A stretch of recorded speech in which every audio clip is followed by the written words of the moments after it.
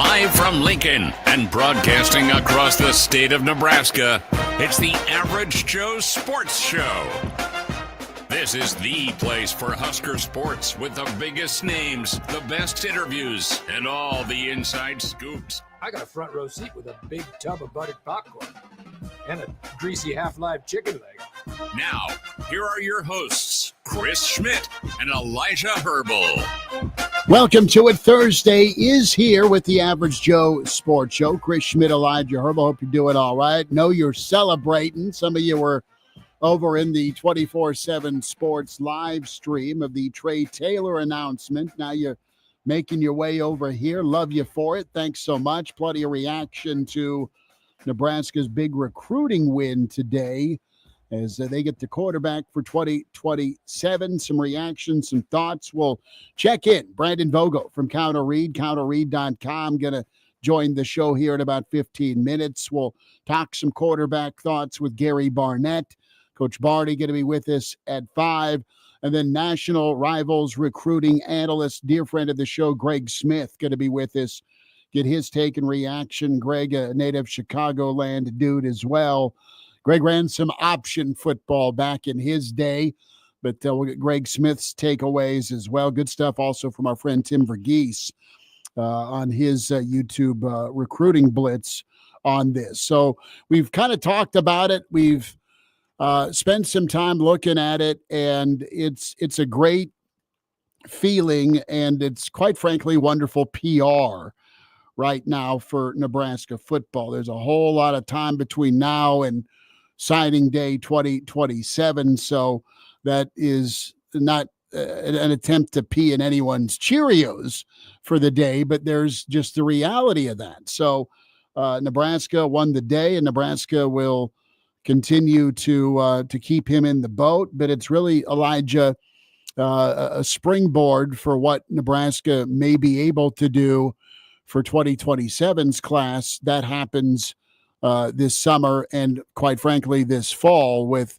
the team on the field to continue building some momentum and being in that conversation for bigger and better things in the Big Ten, bigger and better things on the national landscape. But to do that, you need a elite quarterback. You need a good quarterback. Nebraska has a good quarterback right now in Dylan Raiola, and it never hurts to try and stack that quarterback room with talent. We both really like Mr. Latif. Think he's nice. And then you get a guy like Trae Taylor, and he's somebody that just, again, film is a guy that's going to be going into his junior year at 6'3" already. Is pretty effortless with what he's doing on the field. He's in that tough Chicago Catholic League that's produced so many good college and NFL players. So the guy has, and Trae Taylor, big-time career goals. And Elijah, his connection with Matt Rule and Glenn Thomas really sealed the deal. Nebraska didn't win the war, so to speak, with number of visits, but they had the right amount of visits, and they really connected. Good day for Big Red. Big day for Nebraska football fans. Yeah, and Trae Taylor's the guy that seems to me to be a Dana Holgorsen fit at quarterback. What you see on his film, and obviously those are highlights. They're not going to show you everything. I am no quarterback guru, and I don't claim to be. But from what I see, he's a guy that attacks the middle of the field well, has really nice touch, good timing on his passes. In terms of accuracy on the deep ball, I don't know. I'm not sure how big and strong his arm is to be able to lay those in 50, 60 yards downfield. But what you see in the highlights is a guy that's willing to go over the middle of the field, a guy that's willing to stand in the pocket, a guy that's willing to deliver with some power if necessary, with some touch if necessary. Just feels like that prototypical Dana Holgorsen quarterback. You love that. The one side thing to this, and again, yeah, it's not to poo-poo anyone's Cheerios, is a lot can change in the next 18 months, but you don't need to let that Don't worry about the future. Yeah, don't ruin today by worrying about late November or early December. Enjoy the day. Enjoy who you got for now. That's a guy that's going to be on the road peer recruiting for you. He's going to help you out through the summer months with the camp season. He's a prolific 7-on-7 quarterback. He's going to be hitting the camp circuit this summer. It's important to have a commit that's out there doing some work on the peer recruiting trail for you. A guy that by the time fall rolls around, I think is probably going to be a riser up boards. He he already is. He's the number 3 quarterback in the country, according to, I believe, 24/7. So he's already up there, but it's a nice thing to hang your hat on whenever guys from across the Midwest, like, oh, look at that quarterback. Where is he going? Nebraska. So there's numerous positive factors. The one thing to note is, hey, a lot can change in 18 months, but we don't need to let that fact ruin what today is.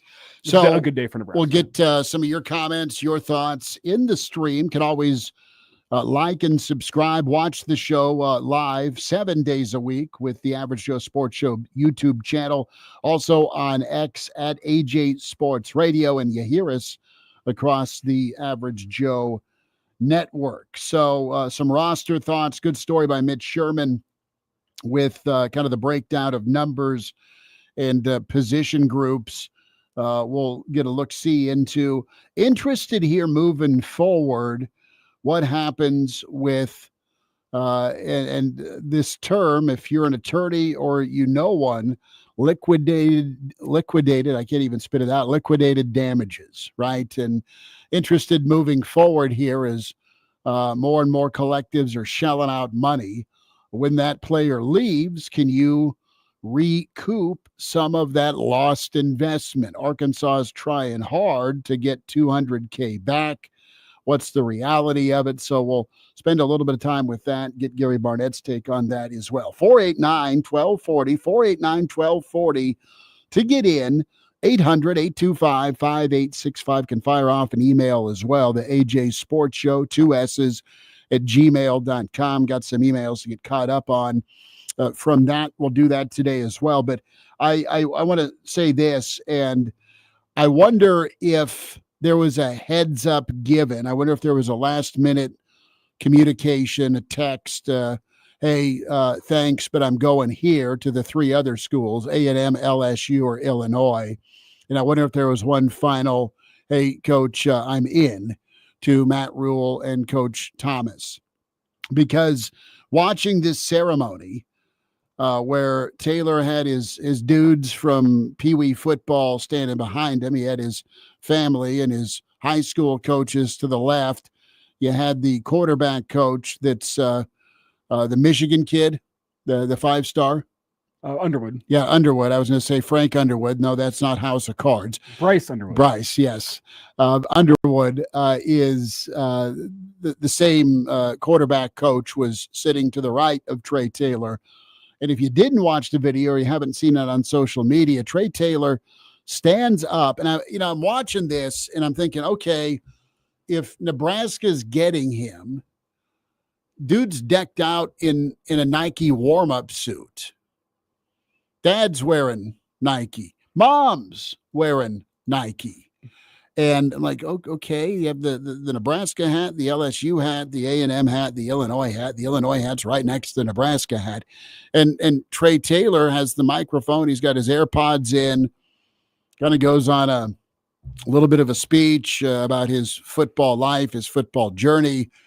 And then you finally get to the announcement, and he stands up, grabs the orange Illinois hat, and says, I'm staying home, in his Nike warm-up outfit. And I'm like, ugh, if I'm a coach and I see this, if I'm the pig farmer, I mean, I'm grabbing more pork rinds. I mean, I'm partying.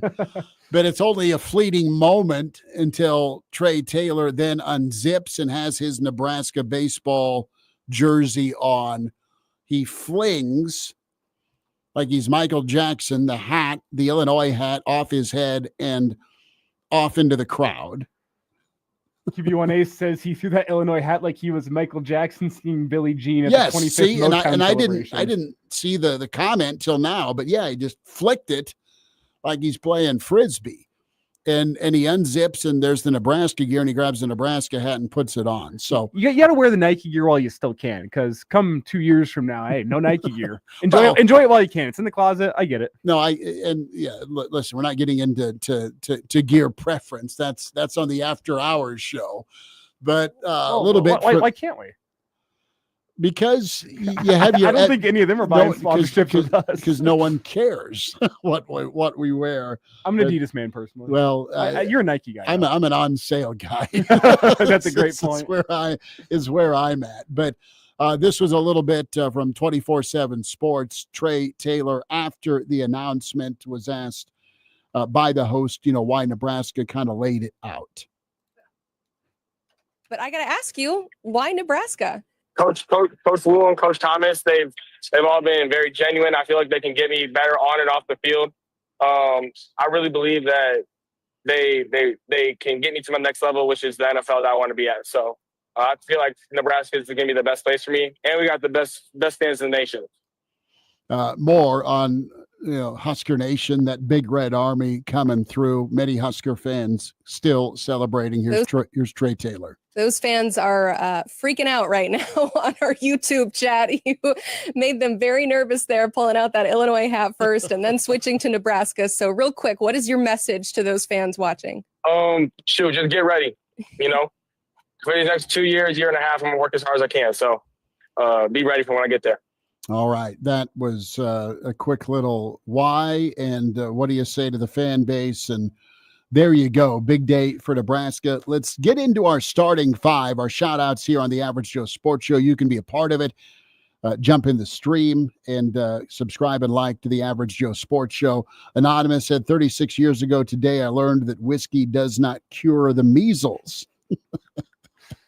36 years ago today. That's a defining moment. Anonymous, thank you for the measles take. NASCAR Eric in. First. Yes. Kobe checking in, says happy Trae Day for sure, Kobe.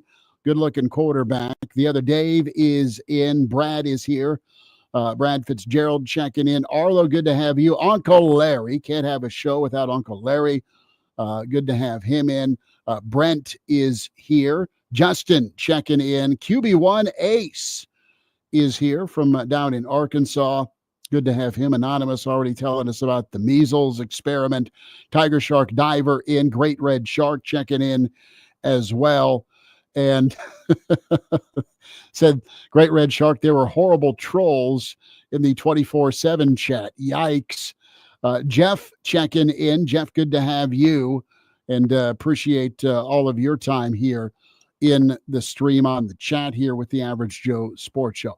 So the next question I have moving forward here with Nebraska is what can you do? And this kind of goes back to Marty Brown for a moment. Okay. And I know we've kind of spent plenty of time on Marty Brown as he chose to go to Miami. So one day you don't get an additional piece in the running back room. Today you get a pick for the future with the quarterback for 2027. But Nebraska is very diligent with what and when and where they go for the portal. I think you'll see that pay off. It needs to pay off this year for Nebraska's 2025 team with the pieces they've added, not only on the offensive line, but the skill spots and guys they want to get after the quarterback with a Judy, right? Judy's a portal guy from a couple seasons ago. And then with Williams Winery, those are two guys along with McCullough as your primary jack guy, a 1-2 punch with McGahee. But you want to preach and be about that homegrown / developmental program.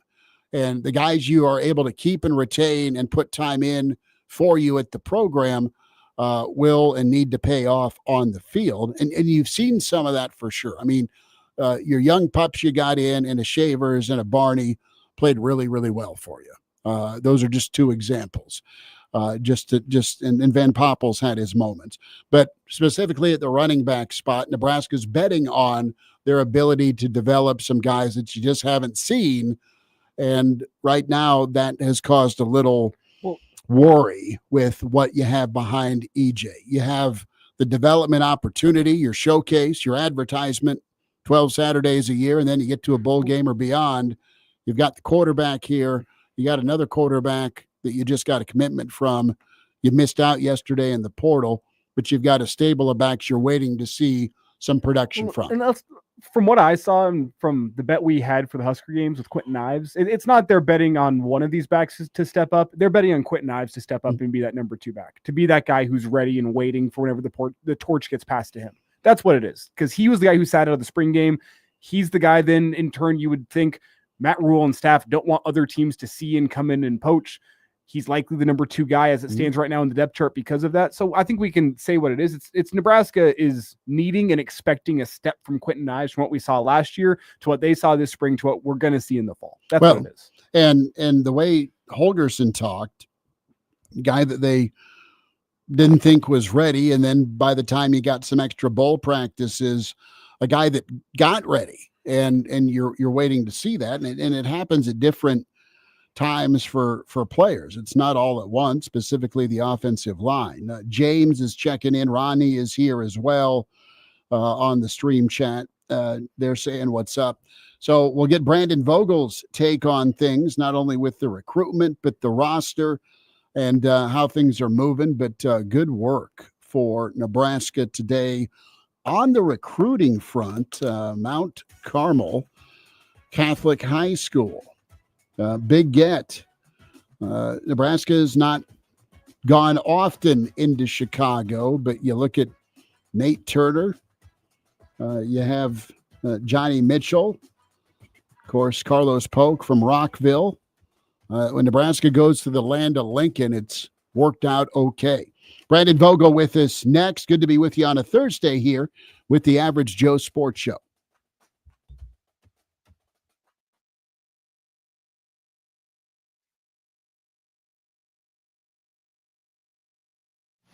Your world. President Trump has moved at a record pace to bring America back from the pit the Biden administration left us. Your news. America is less safe and more expensive than it was 100 days ago. Stay connected. We're witnessing an extraordinary assault on our Constitution, on our norms, and our values, unlike what we've ever seen before. This week and every week, we are connected, so you stay connected. On FM 101.5, 1240 AM, KFOR.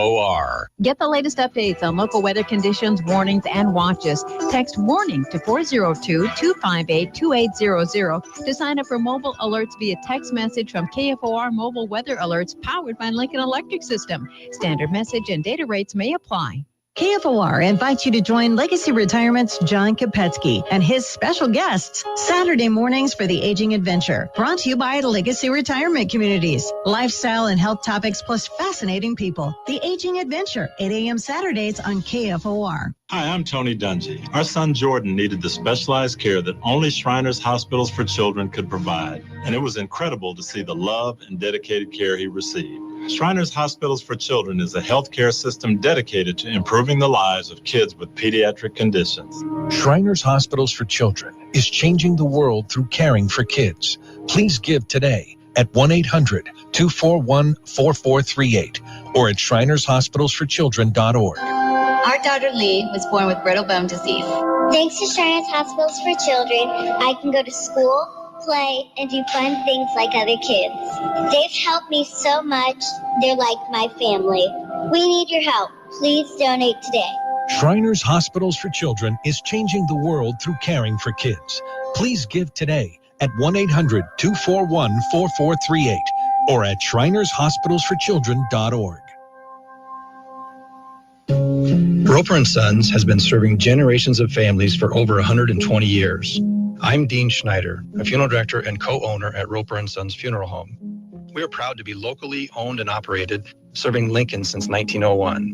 What sets us apart is our commitment to providing every family the compassion and care they deserve. We personalize each service to help you celebrate the most important aspects of your loved one's life.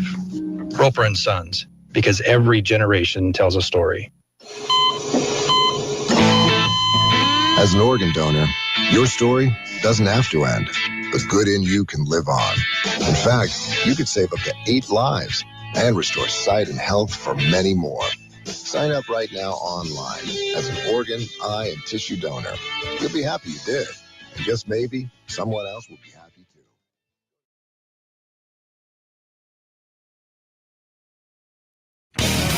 We're back with more. It's the Average Joe Sports Show with Chris Schmidt and Elijah Herbel.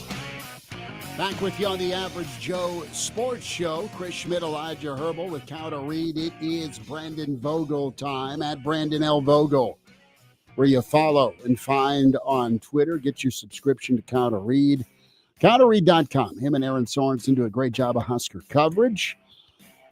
Well, Vogues, were you holding your breath, or did you anticipate / appreciate the sleight of hand going from Illinois tracksuit and Illinois hat from Trae Taylor to the wardrobe change mid-show? I'll always appreciate a little sleight of hand with those things.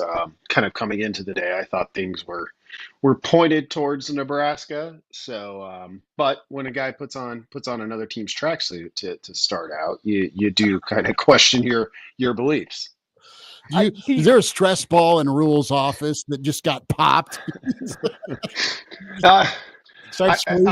I'm guessing the coaches may, who knows, but a lot of times the coaches know which way things are going, but who knows if that was the case this time around.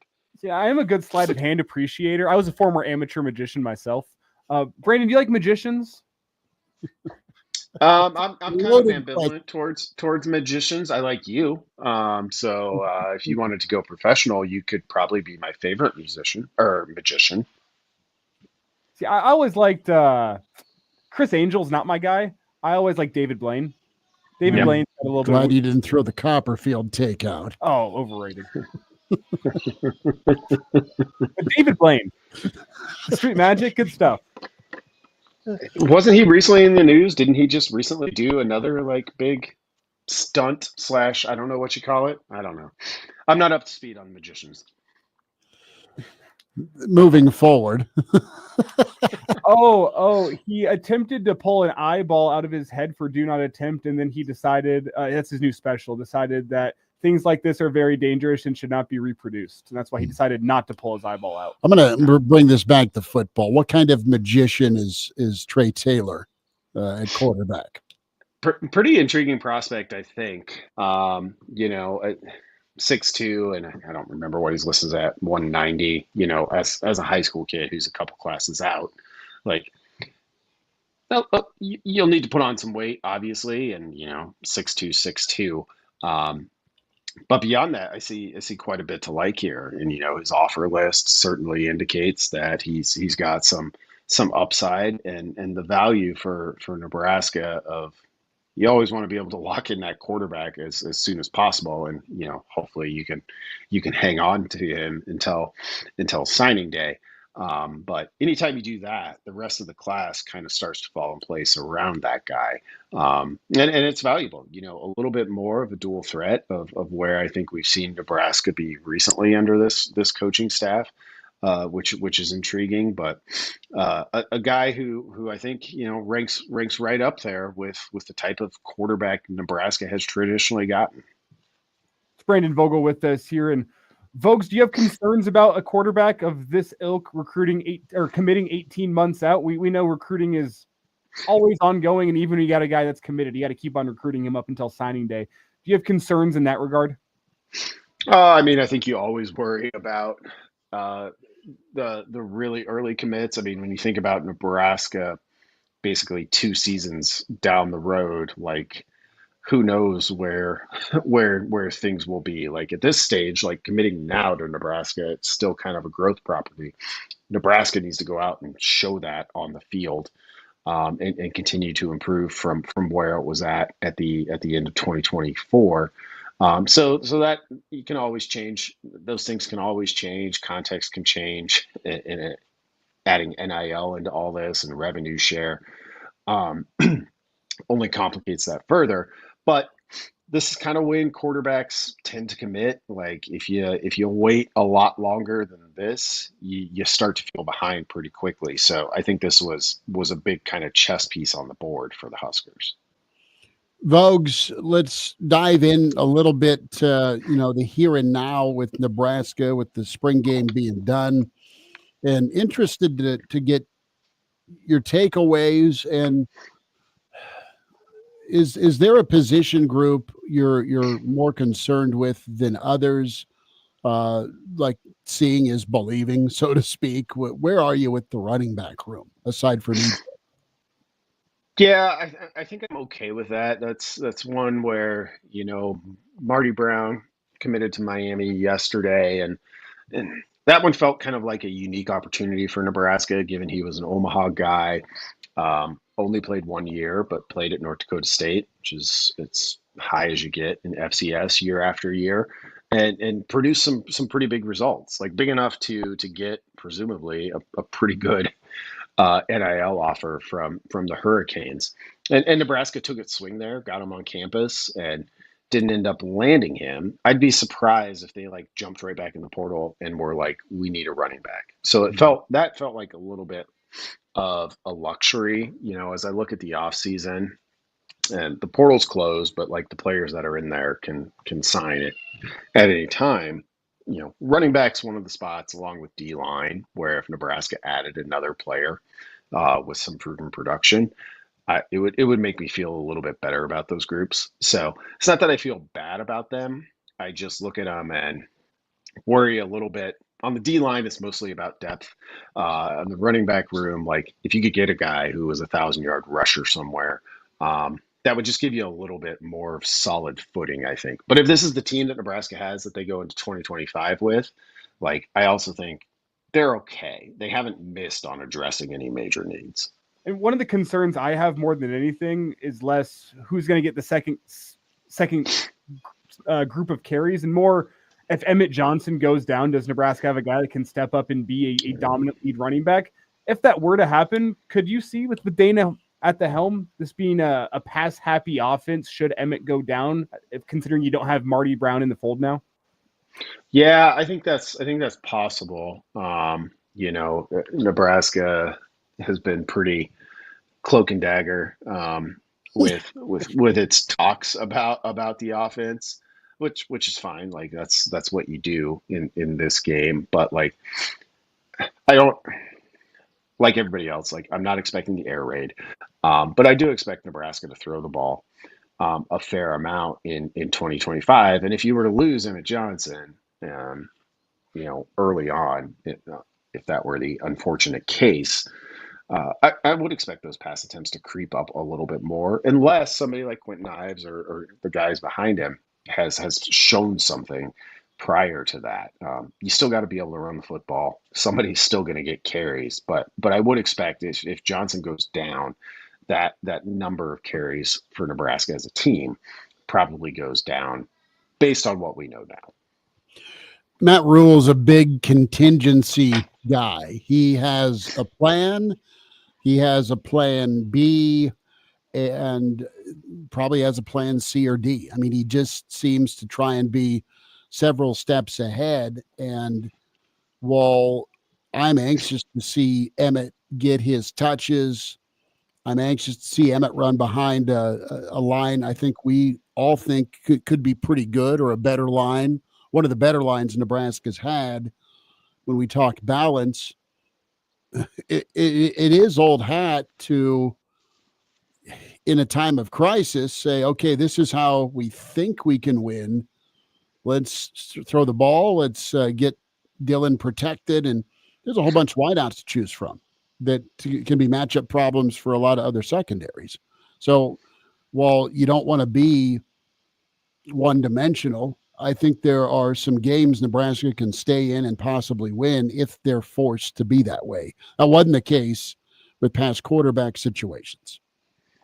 Yeah, I would agree. And I mean, I think, I've kind of mentioned this in different ways before, but the more that I kind of sit with Holgorsen and digest what he was, like, he made his name as kind of an air raid protege, which was a good way to make a name early in your career, and then diverged a little bit from that as he became, his own offensive coordinator and eventually a head coach for a long time. Like, I don't think you can overstate the value of that. And, just looking at Nebraska's past and kind of college football as a whole, I think being a great offensive coordinator is being able to adapt and be like, okay, well, we were planning on giving that running back for 300 carries or whatever it may be. He's gone now, so what are we going to do?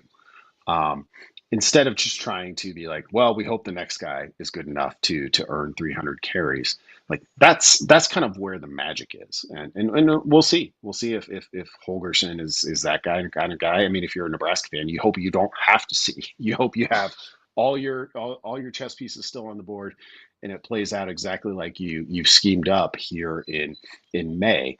But being a good offensive coordinator or defensive coordinator, in my mind, is really that adaptability.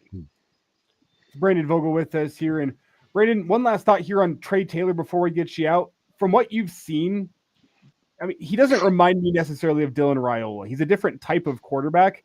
I guess the question here is Dylan Raiola the type of quarterback that you would pair with Dana Holgorsen based on what you know? Because we talk about the adaptability. I think Holgerson's going to have to adapt his offense slightly, what he likes to do with what Dylan does well. I think Trae might fit that mold a little bit better than Dylan does. Yeah, I think if you're just trying to sort things into file folders, Taylor probably is a little bit closer to the Holgorsen archetype, which continues to evolve. But he's a shotgun spread guy for the most part from what I've seen of Taylor. Which could be good, but again, that's it kind of goes back to that's why Holgorsen gets paid the money that he does. Like I don't think there's many offensive coordinators in the country who would be like, yeah, I don't want year 2 Dylan Raiola. Like it's just the wrong fit. Like unless you're running an option offense or something like that. So like that becomes Holgorsen's job one. It was like what does Raiola allow us to do? What are the play calls that like I can call at any point? What are the play calls I have in my repertoire that maybe I couldn't call with other guys? And what are some of the things that maybe get left on the cutting room floor? Max is blowing out the candles today, Junior. Ice cream cake, homemade cake. What's the plan, dude? Yeah, it was actually yesterday. Okay. So the Instagram lag time there got me, but he had a homemade cake / pie kind of. It was multiple. We want to be multiple here in the household, so we went with a multiple cake. Adaptability is key. I love it. Brandon Vogel, counterread.com. Vogues, we will holler on Saturday, bud. Thanks for the time. All right, sounds good, guys. Thanks. There he is. It's good to spend time with Brandon Vogel. Open phones here till 5.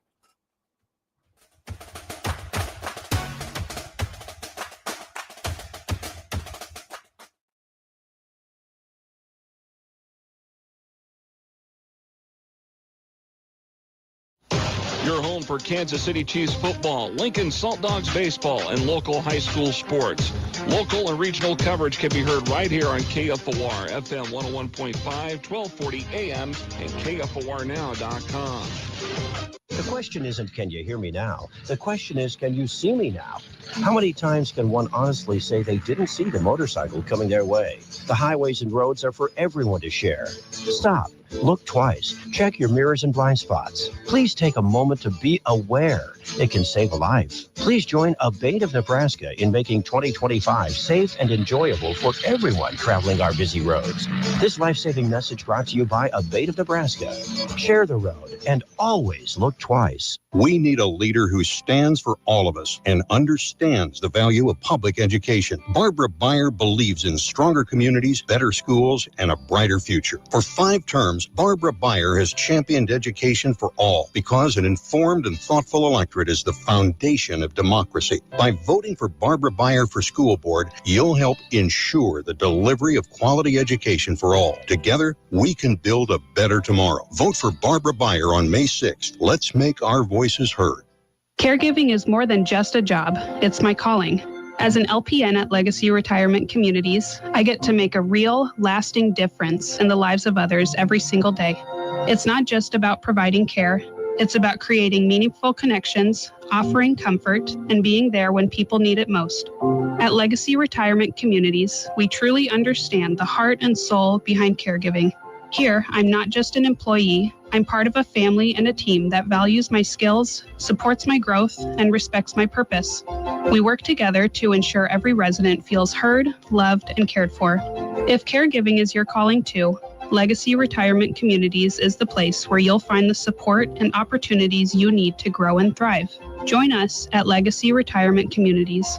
Apply today at careers.legacyretirement.com or call 402-417-7292.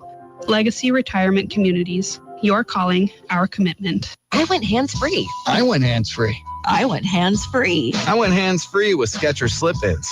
Join the millions of people who are celebrating going hands-free with Skechers Slip-ins. Footwear you just step into and they're on. It's crazy how something as simple as a pair of shoes have made my life better. After trying Skechers Slip-ins, I want all my shoes to have this technology. See what everybody can't stop talking about. Go hands-free with Skechers Slip-ins at a Skechers store, Skechers.com, or wherever stylish footwear is sold. KFOR is now available in high-definition stereo. This is the good stuff. Listen in your HD radio.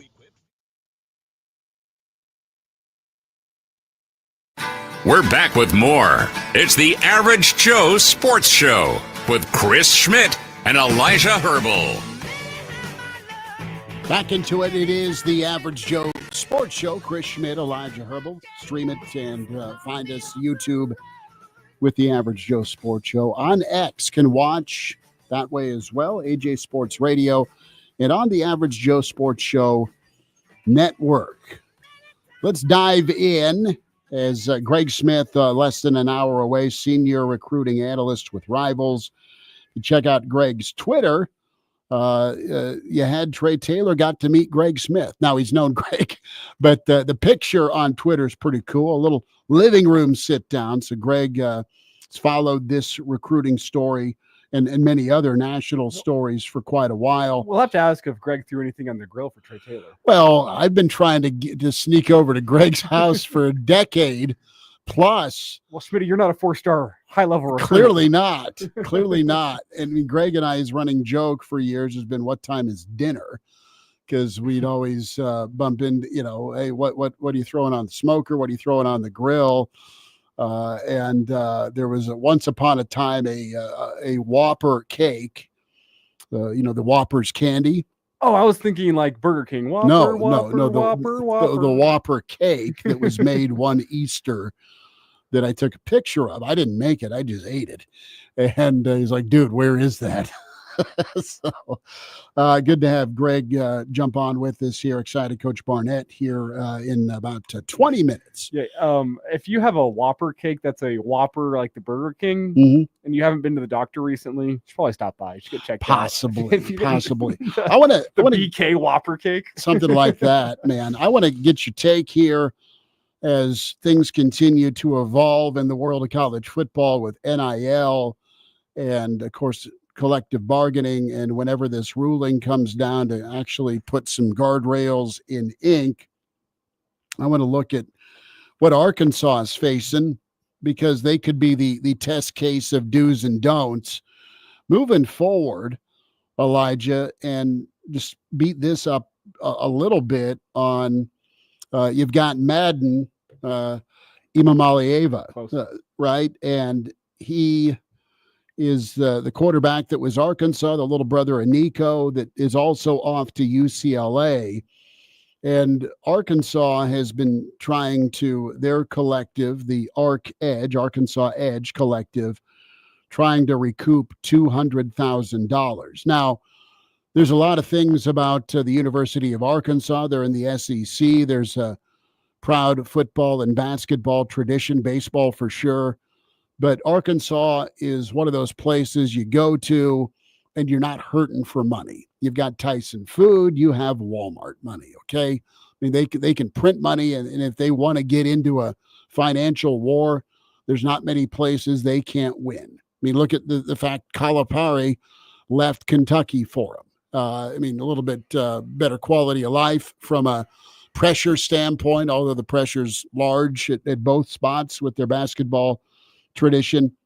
But $200,000 is it's not about the money here. It's about the point of, son, we put our eggs in this big basket for you. You're gone. Arkansas has been one of those programs that has tried to turn the corner for forever. And, Sam Pittman has gotten another year, and I really like Sam Pittman as a coach, good offensive line coach, but he's trying to keep a gig at Arkansas. They are not having it. They're not happy. They're not happy to lose out to UCLA, and they want liquidated damages. You have a situation where, say, another program comes after Sam Pittman. Sam Pittman contractually has to drop $1.5 million with the buyout to leave. Now, they don't have that, and there's just free movement here. And I wonder if that changes here in the future, where collectives, as part of the deal to come on board with programs and start making some real cash with your NIL and revenue share deal. Do you see Arkansas's situation here as reality moving forward? I mean, just hypothetically, if you're 1890, you sure as hell put that in some sort of language. I think, especially for some of the big fish you get. Yeah, and QB1 Ace lives in Arkansas and chimes in to say most people around there don't think they should be trying to recoup the money because it's not a good look and will make other recruits hesitant to go there. But somebody's got to eventually do it. It's gonna happen. Somebody's got to eventually put their foot down. Yes, like we talked about with Nico in Tennessee. Yeah. Hey, you're holding your team hostage. We're going to make this very public saga, and we're going to publicly put our foot down to set a precedent. And that's what I think Arkansas here is kind of doing. Is it's not about now; it's about 3-4 years down the line. Whenever recruits and players start thinking, hey, it's commonplace. We're going to Proctor at Iowa. We're going to take our NIL check. We're going to go to school for a semester. We're going to throw that in the bank. And then we're going to enter the transfer portal. Mm-hmm.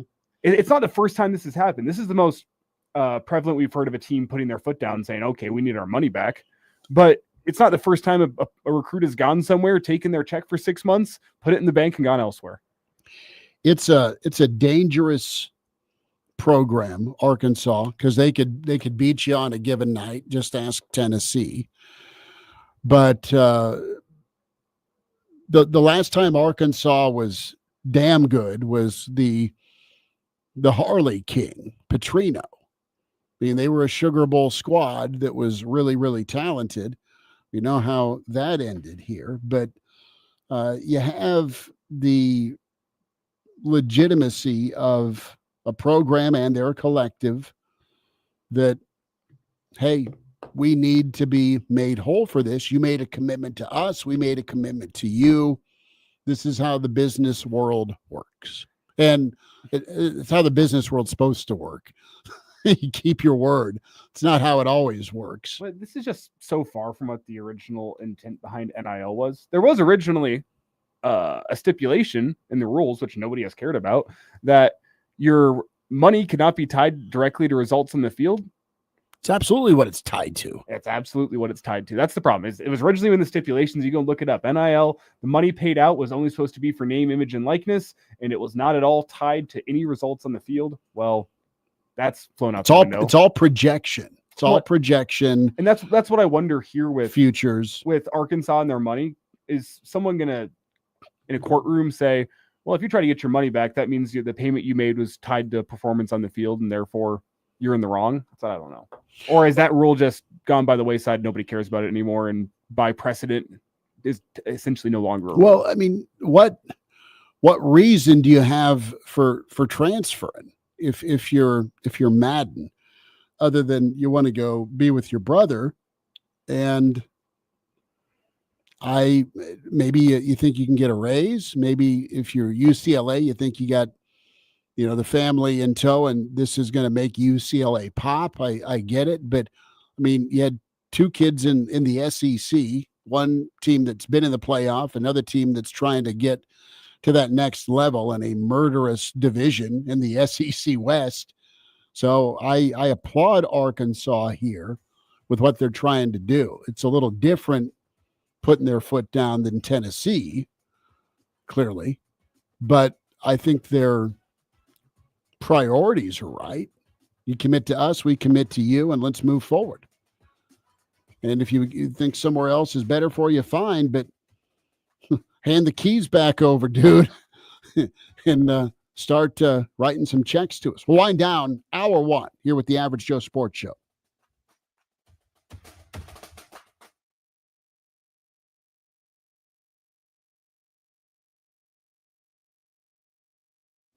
The This is a special notice to all U.S. taxpayers with back taxes to the IRS. Billions in tax relief is now being made available to struggling taxpayers, giving thousands, even tens of thousands of dollars in savings away to those who qualify. If you're facing wage garnishment, threatening letters, audits, liens, levies, or already in a payment plan, you can now expedite the resolution to your tax problem, end collections, and even qualify to reduce a large portion of what you owe. Stop IRS Debt has established a relief hotline for you to call to check what savings and options you qualify for. Dial 800-750-4198. With many people facing job loss and rising cost of living, these special IRS initiatives are designed to aid delinquent taxpayers with the relief that they need to get a fresh start. For a free consultation to see what savings you qualify for, call 800-750-4198. 800-750-4198. 800-750-4198. Must qualify for enrollment. Results vary. Consult with your tax professional prior to enrollment. Are you a fan of local wine, craft beer, cider, or spirits? Don't miss SIP Nebraska's 12th anniversary celebration May 9th and 10th at Mahoney State Park, and join others who share your passion for great drinks. Enjoy unlimited tastings, live music, delicious food, artisans, and lawn games as you celebrate Nebraska's vibrant beverage industry. When you find one you love, buy a bottle to take home. Choose your ticket package at sipnebraska.com. The SIP Nebraska Spring Festival, a Blur event, May 9th and 10th at Mahoney State Park in Ashland. The Complex Lincoln punches flow for Cinco de Mayo, Saturday, May 3rd. TheComplexLincoln.com. 11 professional boxing bouts scheduled. First bout at 7. Punches flow for Cinco de Mayo. This Saturday, TheComplexLincoln.com. Get the latest updates on local weather conditions, warnings, and watches. Text WARNING to 402-258-2800 to sign up for mobile alerts via text message from KFOR Mobile Weather Alerts powered by Lincoln Electric System. Standard message and data rates may apply.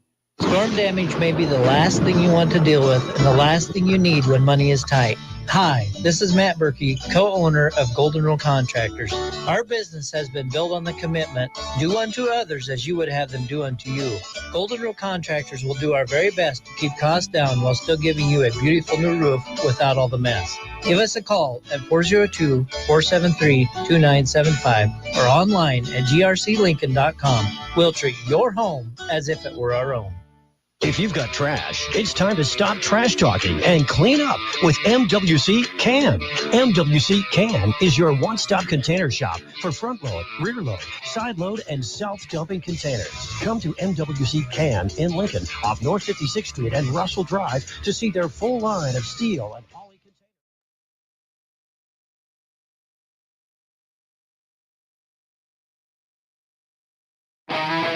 We're back with more.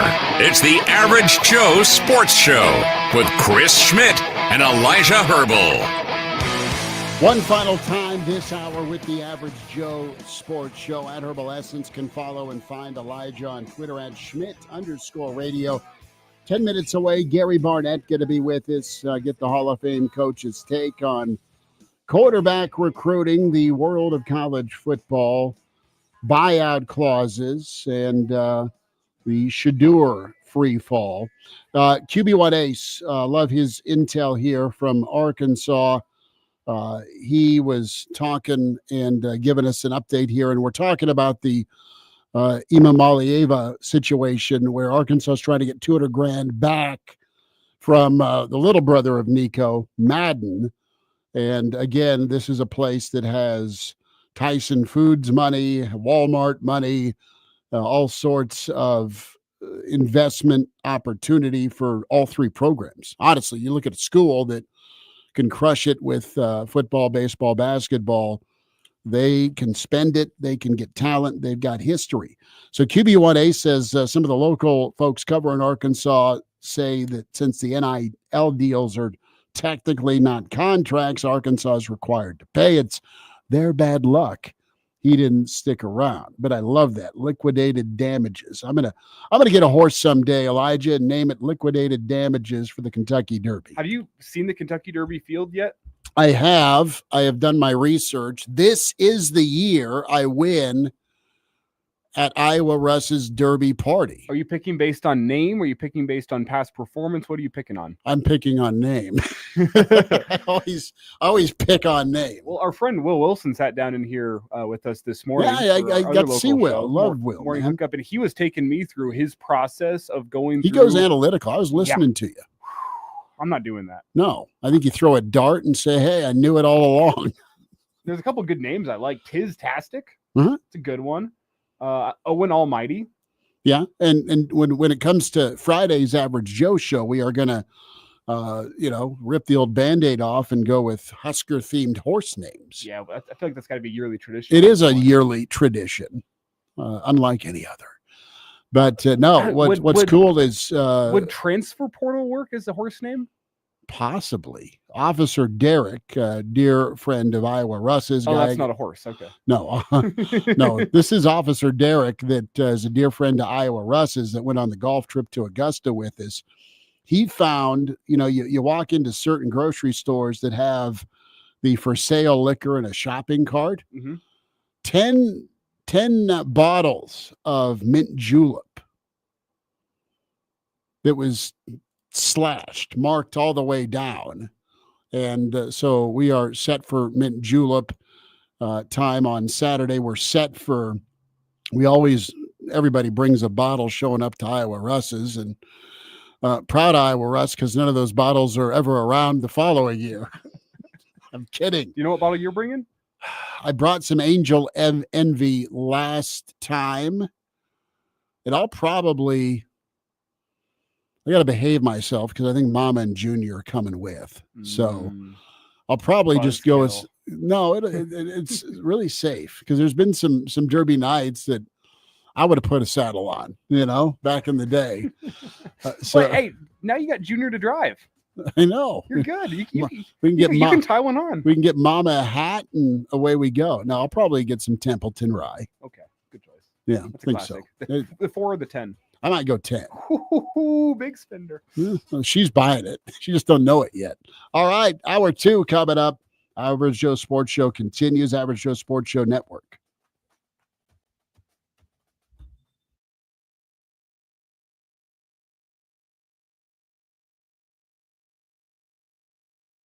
These are today's top headlines. Elon Musk decides to vacate the White House and cut back on his Doge duties. Kamala Harris steps back into the lion's den, going after President Trump in a speech. The U.S. and Ukraine finally sign a mineral resources agreement. Don't miss a thing. Stay connected for whatever's next. News that affects you. On air and on demand, 24/7. FM 101.5, 1240 AM, KFOR. Still getting around to that fix on your car? You got this. On eBay, you'll find millions of parts guaranteed to fit. Doesn't matter if it's a major engine repair or your first time swapping your windshield wipers. eBay has that part you need, ready to click perfectly into place for changes big and small, loud or quiet. Find all the parts you need at prices you'll love, guaranteed to fit every time. But you already know that. eBay. Things, people, love. Eligible items only. Exclusions apply. A boy born in Joplin, Missouri was fascinated by anything with wheels and a motor. The odds of him going on to fascinate millions with his talent? 1 in 260,000. The odds of this born racer having 157 career top 10 finishes in NASCAR? 1 in 125 billion. But every driver seeks the pinnacle of their achievements. The odds of him winning both the Daytona 500 and the Brickyard 400 in the same year? 1 in 195 million. The odds of a child being diagnosed with autism? 1 in 88. I'm NASCAR driver Jamie McMurray, and my niece has autism. Learn more at autismspeaks.org/signs. Early diagnosis can make a lifetime of difference. Brought to you by Autism Speaks and Lincoln's local news, talk, sports, and weather station. FM 101.5, 1240 AM, KFOR, and KFRX HD3, Lincoln. From ABC News, I'm Michelle Franzen. Just over 100 days into his administration, President Trump making changes to his cabinet. He's announced that Mike Waltz is leaving as national security advisor, and the president says he'll nominate him to be the U.S. ambassador to the UN.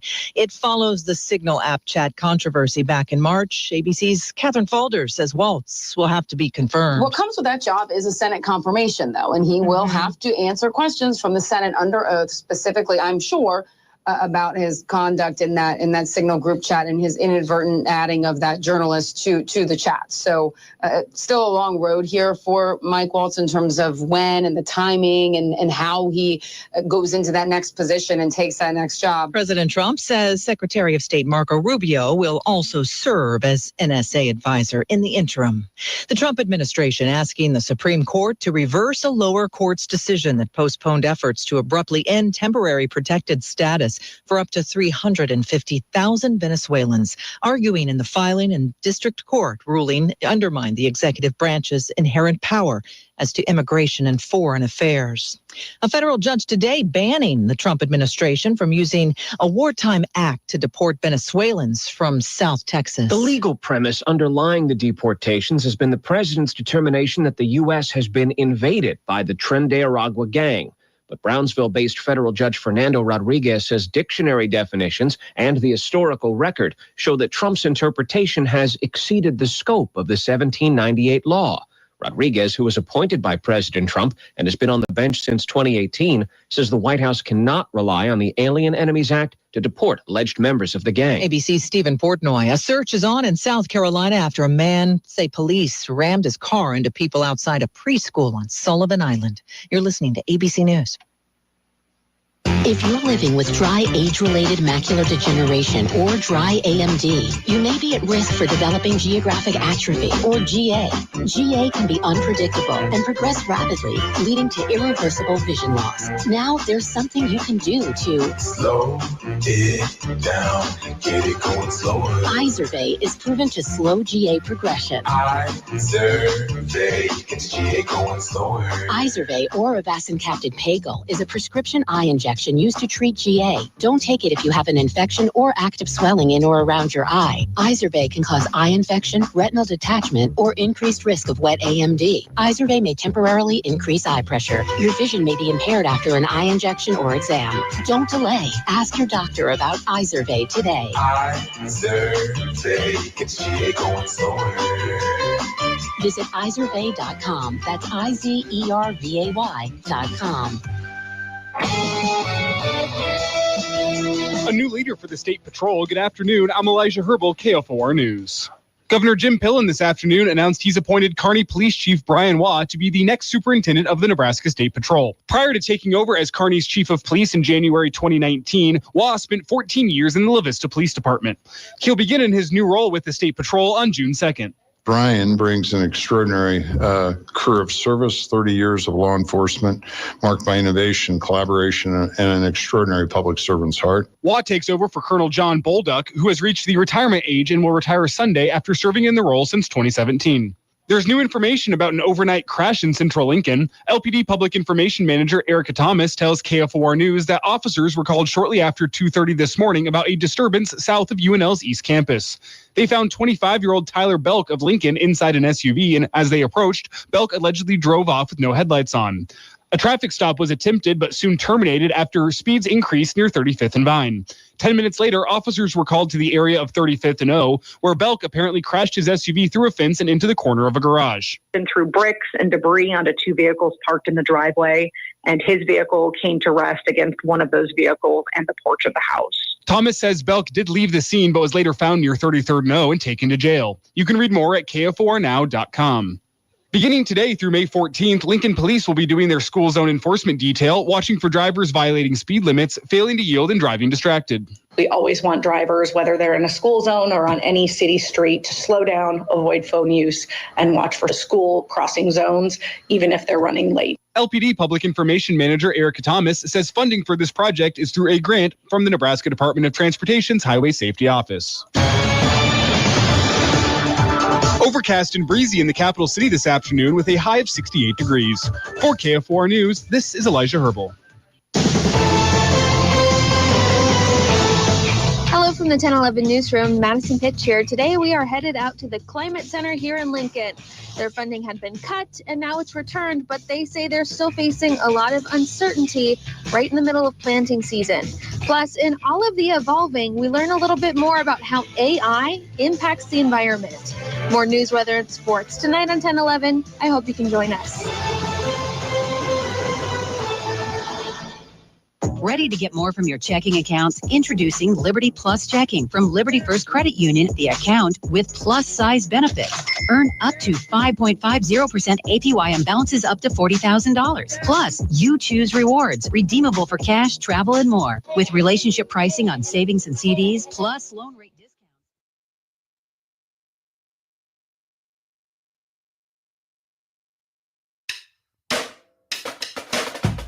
Live from Lincoln and broadcasting across the state of Nebraska, it's the Average Joe Sports Show.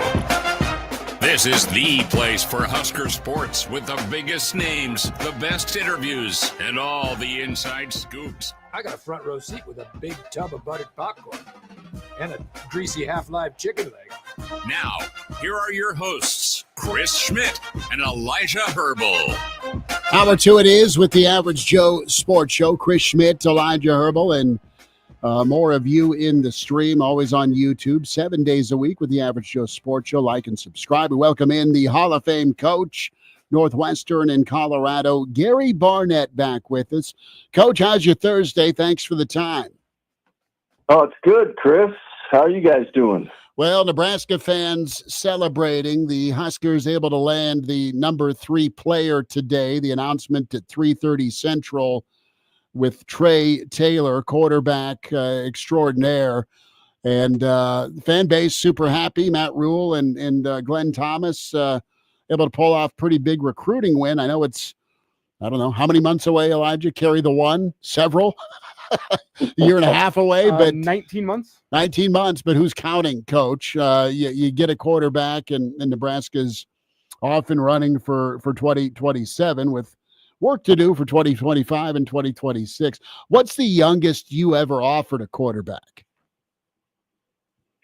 Boy, it wasn't that young. I can tell you that. I didn't. I think I might offer a kid at the end of his junior year. Mm-hmm. But that would have been it. I wouldn't have gone any further. You know, I didn't need to, but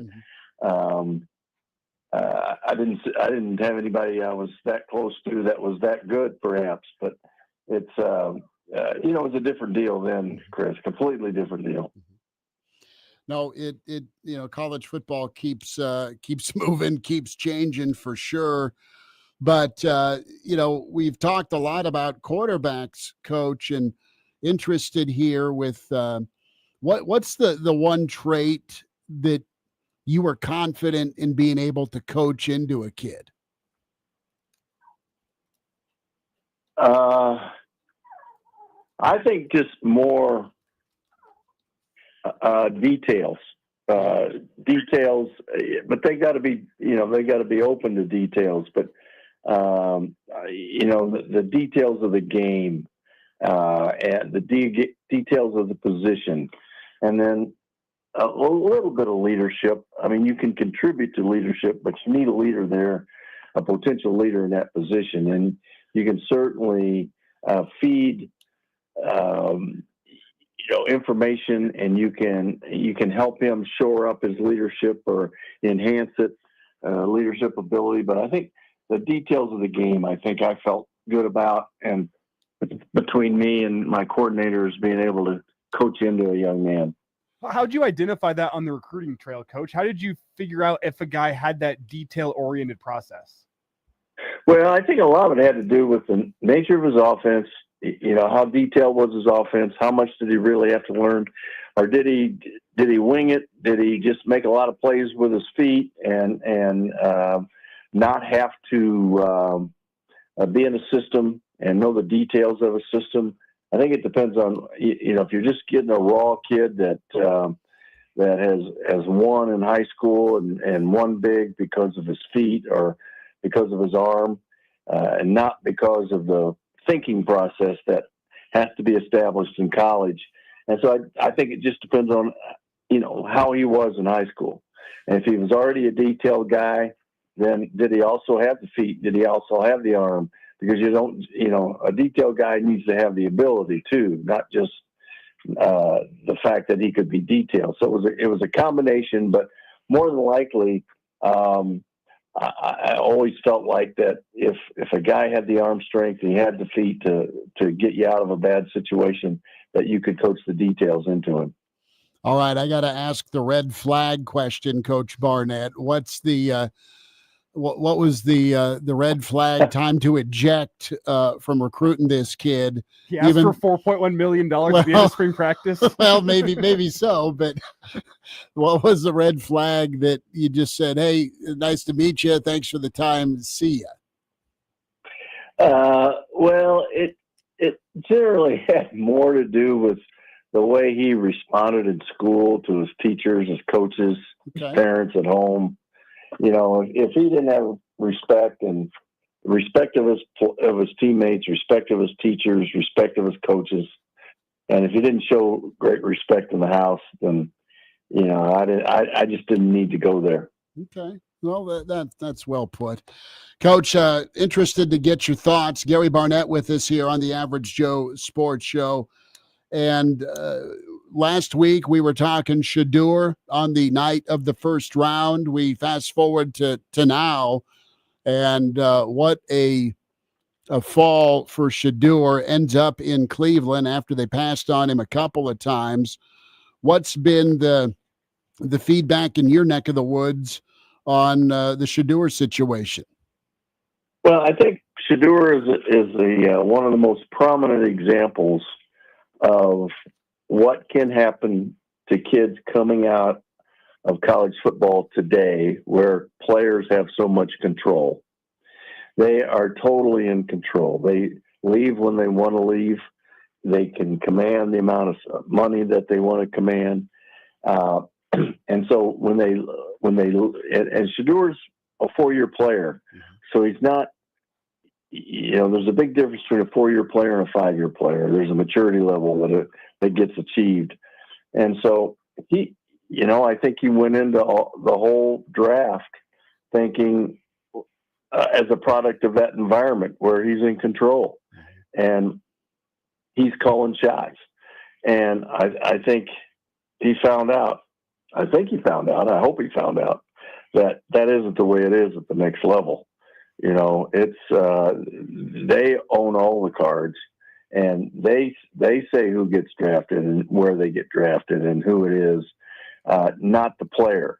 I think there's times in those interviews where Shedeur did poorly in interviews to places he didn't want to go, and thinking that he was in control of all of that. And to me, if that's what really happened, and it looks like it did, then one, his dad, should have prepared him for this.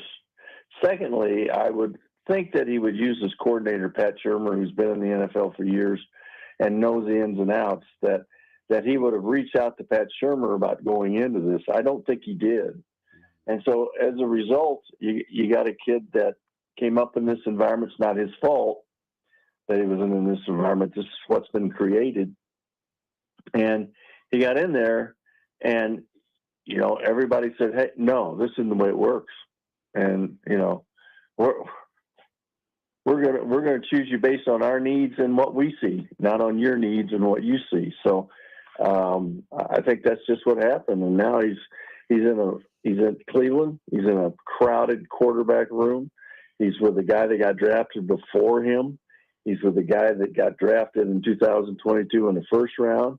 He's with the guy who's on suspension but will come back, who's shown that he could be a great player. And he's in there with a 40-year-old guy named Joe Flacco, who's won Super Bowls and been around for a long time. And so he's now going to have to work his fanny off and show that he was right about being a top-ranked quarterback. So I think he's got a big piece of humble pie. I think he's going to have to eat it and see what happens. And, in some ways, I think the Browns the Browns drafted him so they could trade him. But It's because there's going to be some trades in that room, no question about it. So, I think that he's probably the first really big example of coming out of a system where players control everything to a system where players don't control anything. From a talent point of view, though, do you think 5th round was good value for the Browns getting Shedeur Sanders? I mean, yeah, Joe Flacco's been around, but as you laid out, he's 40 years old. I still love Flacco. They're kind of looking. I mean, hey, he was great when he was winning Super Bowls when I was in middle school. He's great when he's winning fantasy games too, brother.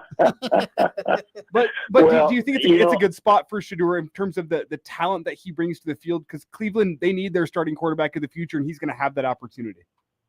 I think so. I think he's going to – I don't know if he can make that jump quick enough because some of those guys in that room are going to get weeded out.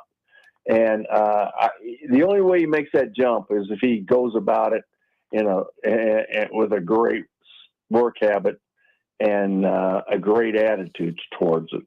And that's up to him. Nobody else can control that except Shedeur. He's a player. He's going to play at that level. But, if he keeps the attitude he took into the draft, it's going to take him a while before he finds his place. If he can possibly turn that around and go into this situation, understand that this is a place that needs a quarterback, and he can go earn it, but he's going to have to really fight his butt off to do it. Gary Barnett with us here on the Average Joe Sports Show. Coach, want to get your take on Arkansas. They're trying to recoup $200,000. The wonderful words of liquidated damages. Bad look for Arkansas or good for Arkansas in this portal era? Oh, boy, it's just one more story, Chris. Yeah. Like, I mean, I saw another story today where, who is it? It's got Texas is going to spend $40 million on their players. Yeah. 20 that everybody can spend and another 20. I don't know how long, truthfully, I don't know how long universities are going to put up with this. It just can't seem to be that valuable to them to have all this kind of publicity and all this kind of nonsense going on. So it's hard to say, recouping money from NIL deals is, I don't know.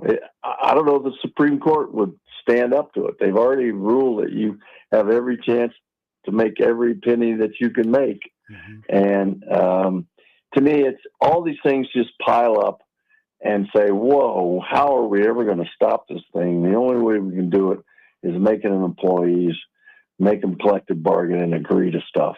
That's the only way you're going to get it under control. Until then, players are in control. They are, and it's a spending spree for sure. Reaction with Bill Belichick and what's going on with Carolina. Did you watch the Sunday morning interview? I did. And you got to understand, there's two guys I do like that most people don't. One is Belichick and the other is Harbaugh.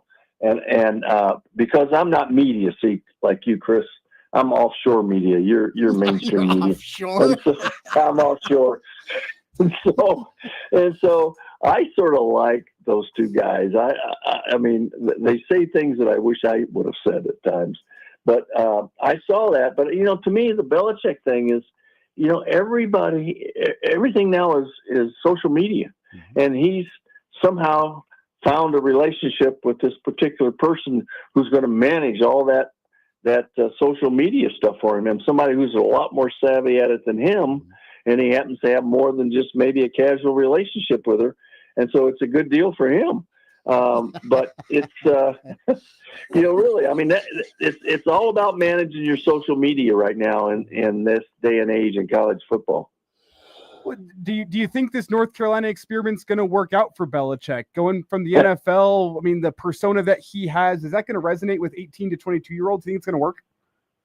I don't know, Elijah. That's a good question, but I do know this. He's got somebody working the social media piece that'll help him. And you look at what Deion's done. Nobody's worked it better than Deion. Is all that sustainable?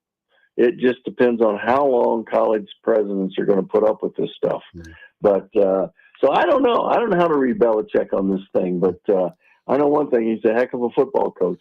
Well, he seems pretty happy right now. Yeah, maybe. Yeah. I don't know. You may have to define happy. He seemed there's a glow about him, I guess. Okay. There you go. Is my thing compared to the Tuesday presser where he's like, we're on to Miami. Real quick, Bryson, 391-yard drive down in Mexico last weekend. Elevation. I know there was elevation, but he did a Coach Barnett impersonation down there. 391, Coach, to the green. Well, that's a different league, man. But it was in Mexico City, wasn't it? So it's 7,000 feet. But you're right. It's still a long, accurate drive, and wish I could do it. That's all I can say. Well, I'm just saying, what's the best drive you've ever hit before we go? How long? Oh, I don't know. I can't tell you that. There's been a lot of drives in my life, Chris. I know, but I was wondering. I can tell you the worst, but I can't tell you the best. So. Yeah, my worst is the next one. All right, Coach, we'll let you be. Hit him far and straight. Thanks for jumping on with us today. All right, guys. Great being with you. Appreciate you. There he is. Hall of Fame coach Gary Barnett joining us here, talking some college ball. And does that say something about the mentality you need for a coach? He remembers the bad drives, not the good ones. That's if you're process oriented, kind of. If you're worth your salt, you expect the high level, the good. That's what I'm saying. And it burns you the missteps for sure. See, that's probably just because he hits more good drives than we do. The good drives stand out to me because they're the exception to the rule. Well, Coach Barney being humble there with, he could have reeled off. I'm sure he's smoked at 100, 300 a couple of times. But the day is about Trae Taylor, Nebraska football. Greg Smith, Rivals national analyst, next.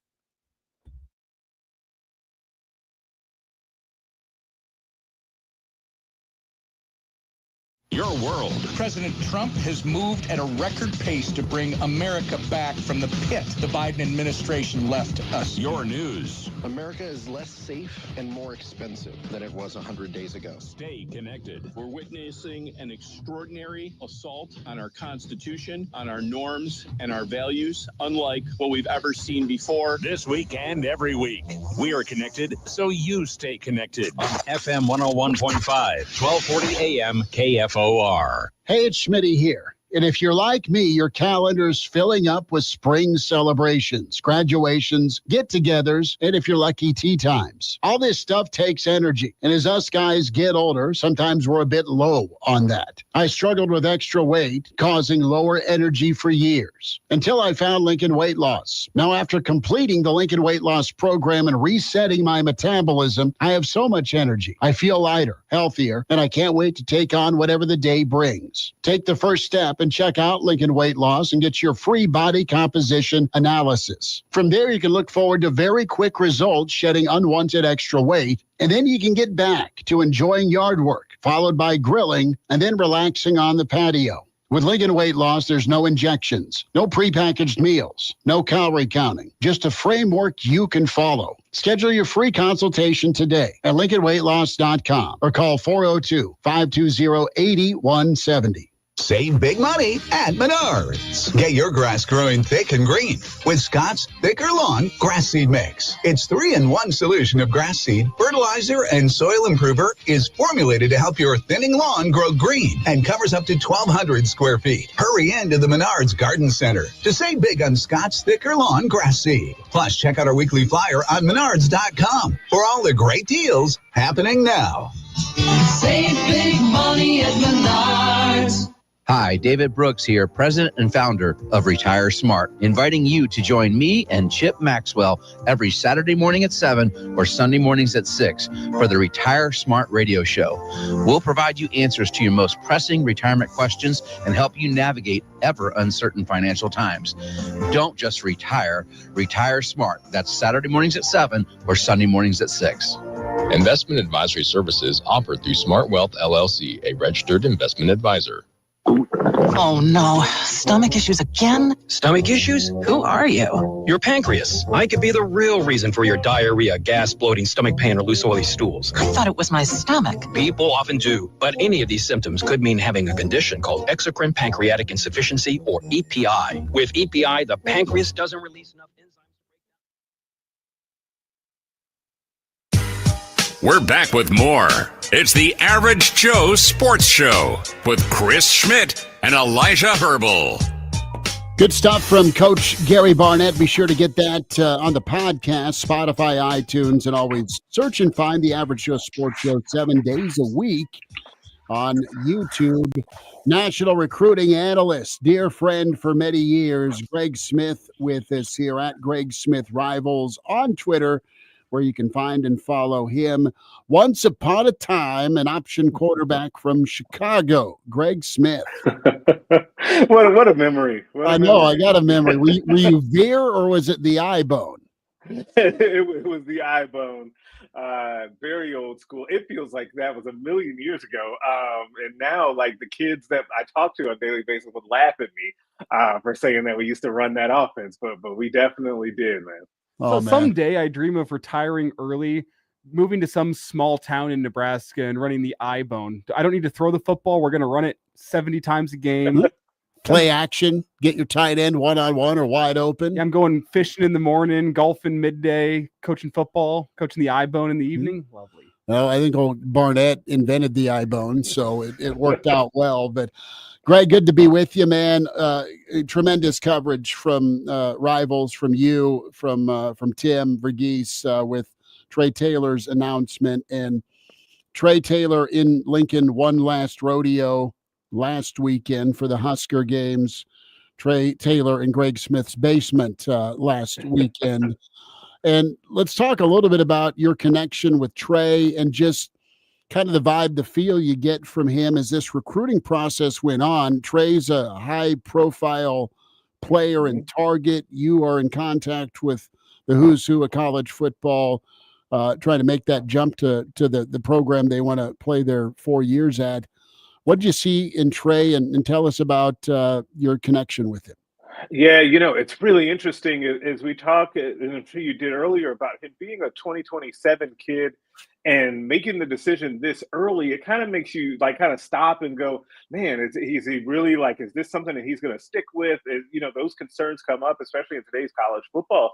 But this is a kid that I would tell people has made as many visits and seen as many schools as any kid that I can remember, especially a kid that still has 2 years left before he enrolls at a university. And so I think it ends up being a good thing because they weren't just out here taking visits just to take them and see how things go and get a free meal or something like that. They were really closely evaluating these different programs, including, like you mentioned, coming back out to Nebraska this past weekend for that final trip. And what I've seen from him and the family is kind of a level-headed approach to the process overall. I really like the way that they've been very methodical about it, especially considering where he's ranked. He's ranked number 11th in the entire country for us, probably going up a little bit from there in our next rankings update. Just spoiler alert. Also, he, as a player, he's a very good player. He's got very good size. He's continued to get bigger over the time that I've been covering him, throws the ball really well. And he's a really smart quarterback, all the things you would look for. Greg, whenever you evaluate who he is as a quarterback, I said back in hour one, he's not Dylan Raiola with how he operates an offense, how he plays the quarterbacking position. Feels like he's got a little more touch, likes to attack the middle of the field in the intermediate zones more than Raiola did back in high school. What comparison from a quarterbacking point of view do you have for Trae Taylor? Yeah, it's interesting because those two are very different quarterbacks. They're both good students of the game. And I would say, if this was the college football game, their awareness would be high, right? Yeah. But they are different because Trae does, like you said, like to throw in that intermediate range. I would actually say, too, that one of the things that I think that has surprised people about Dylan is that he throws with such touch and in anticipation. And it's a little bit because the arm strength isn't that top shelf thing, right? But I think Trae has a little bit stronger arm. than Dylan does coming in, and still some time obviously to go. And so I just really like his kind of growth over his high school career, and he's still got a lot left to go over the course of his career. Well, tell me, what does he still need to show you to be a 5-star? I think most services has him as a high 4-star. What does he need to show in his upcoming season to get that jump up to 5-star, maybe even to show this summer? Yeah, I think the final piece for me from an evaluation standpoint is still like helping to continue to lead his team to more wins. Like they're in an interesting situation. As you can imagine, with a big-time quarterback like this, there have been many chances and opportunities for him to transfer out of that school. I think IMG has come calling. Like he's decided to stay there and play with the kids that he kind of grew up playing with. We'll see if that continues. I do think that it will. But continuing to bring that team along, because even if they don't win a state championship, continuing to be in an upward trajectory and him being a huge part in that and leadership both on and off the field, I think would be really great and would be a good piece. But from an actual on the field quarterbacking perspective, I think he has all the tools to be a 5-star. With him being the number 11 kid in the country, if that ranking holds, he will be there because we rank basically the top 32 guys as 5-stars when we get to the end of the process. Greg Smith with us here on the Average Joe Sports Show. Reaction to Trae Taylor's commitment to the Big Red today. Big-time quarterback get for Matt Rule and Glenn Thomas. Want to go there because I know in Trae's sit-down with you, he touched on Matt Rule, Glenn Thomas. Matt Rule's so good about the relationship part of things, and quite frankly, covering this program as long as I have. I mean, the guy's a really straight shooter, and I think that's pretty evident with when you talk to players or even portal guys. They like the honesty from Matt Rule. Glenn Thomas also has a history of quarterback development. Tell me a little bit from your feedback with Trae, just both of those guys, and then even the Dana factor as well. I mean, the whole process here when it came down to choosing Nebraska. Yeah, it was really interesting to me talking to Trae about kind of what he thought of the coaching staff. Because a lot of times, you talk to a kid, and when he makes a choice like this, they may mention the head coach. Sometimes they really don't. It's the position coach or their offensive coordinator. So he did mention Glenn Thomas, like you mentioned his history of quarterback development, of playing freshman quarterback. It is something that he has in his history. He really lit up about Matt Rule. I think that you hit it right on the head. Like, guys really, really like Matt Rule. And this is something, though, that we knew coming into all of this, right? The one thing that you heard from people, across the board about Coach Rule was that, people had a real sense of loyalty to him, and they loved playing for him. And so I think that is translated on the recruiting trail, and Trae was really no different. And then with Coach Dana, like, I think the thing with him, too, is that his history of coaching offense, going back to West Virginia, and the things that he's been able to do in his history, I think really stood out to him. And overall, with that piece of it, with that offensive kind of trio, is that the NFL style offense, that pro style offense, is something that really appealed to Trae. Like, it was really something that came up a lot about helping to prepare him for the NFL and his potential future. But it also, the last thing I'll say on this is that he said that he really got to know the whole staff. Like, he talked about Coach EJ Barthel. He talked about talking multiple times to Donovan Raiola, to Keith Williams on the staff. Like, he mentioned a lot of guys, and he really felt the love from everyone, which is also something that we've heard, before about this staff. We were discussing back in hour one, Greg, whenever you sat down with Trae, your place, did you have anything on the grill for him? Was that what'd you make? I actually did not have anything on the grill because the timing, by a stroke of luck, actually worked out to where they could drive here and then get to Lincoln in time. I had to get on a flight to go out to Under Armour, Columbus in Ohio. And so the timing was tight. So I actually did not grill anything, though I wish I could have. Well, from that conversation, we've heard so much about Trae, the quarterback, what he brings to the field. What did you learn about Trae, the individual? Man, that's a great question. I think that he's very kind of like methodical, and like he speaks well. Like, he's a really nice and polite kid, but he really took his time and like really wanted to give thoughtful answers. Like, you could tell that he would be someone that if he got into a meeting room, he'd bring the notebook and he'd have questions and all of that. Like, he just seemed like a real cerebral kid, which I think is something that you want in your future quarterback. But that really impressed me, just how thoughtful he was overall with all of his answers. Detail-oriented, is that a word you use to describe him? Yeah, absolutely. Greg Smith, few minutes with us here on the Average Joe Sports Show. Trae Taylor's commitment to Nebraska, top-end talent at quarterback, and Greg sees about everybody when it comes to the Rivals rankings. Senior analyst with Rivals.com, at Greg Smith Rivals, where you follow on Twitter. So we've touched on kind of the personality. We touched on the offense. How about the domino effect? And you've seen that from Dylan Raiola with his ability to peer recruit and also portal recruit, quite frankly. What is the upside here for Nebraska moving forward with Trae and this? Again, we're almost 2 years out, but the class of 2027 here is Nebraska's trying to shore up 2026. And the world is different now, right? Where you can supplement portal versus high school. Yeah, it's similar to the Dylan factor. I think it will be where like there was this kind of real buzz around the program when Dylan decided to join the program and commit.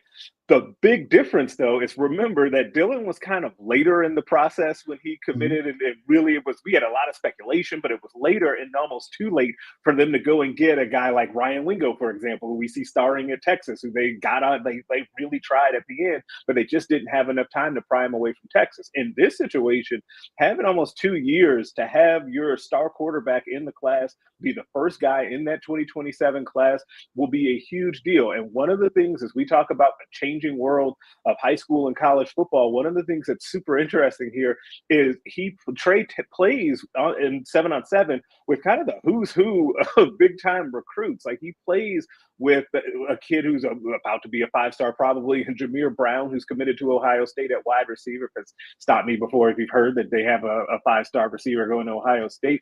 But then also Messiah Hampton, another big-time wide receiver in the world of recruiting. Ahmad Hudson, who's a kid that Nebraska really likes down in Louisiana at tight end. Cameron Wagner, who's a big-time 4-star kid in the 27 class, an offensive tackle out of Illinois. Trae lives down the street from Brock Williams, who's one of our top 2027 tight ends. Like, there's a lot of connections there of players that he can then help Nebraska to recruit. And he also told me those were just the guys that he knows of right now. He will definitely want to get a list from Coach Rule and company about who he needs to go after. Do you have the list? Greg, we are up against a hard break. I need a couple minutes of overtime if I can get it for you following segment. So we've been batting around. We have joked about, what's for dinner for a lot of years. So we're just going to surprise you. Elijah's not going to show up at Greg's house sometime and see what's on the grill, because I know you've thought about doing that. Mama did move my smoker out to the garage, though. So, yeah. But that was me. It wasn't a smoker. Okay, sure. More recruiting thoughts. Greg Smith. Great to have Greg back with us here on the Average Joe Sports Show, at Greg Smith Rivals. Follow on Twitter. Senior analyst with Rivals, Rivals.com. More with Greg on the way with the Average Joe Sports Show.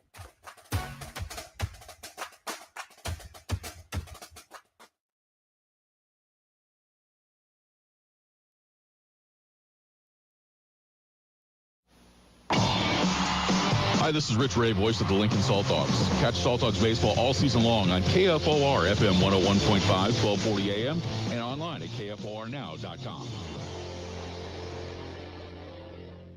Make hauling easy with the MWC Park Can Easy Dump. This satellite dumper goes where big garbage trucks can't and can haul everything from trash to yard waste to recycling. The fully automatic Easy Dump fits in the back of a standard pickup truck, so there's no need for a CDL license. Perfect for alleys, gated communities, condos, parks, anywhere. Come see the Easy Dump yourself at MWC Can in Lincoln, or go to MWC-can.com today.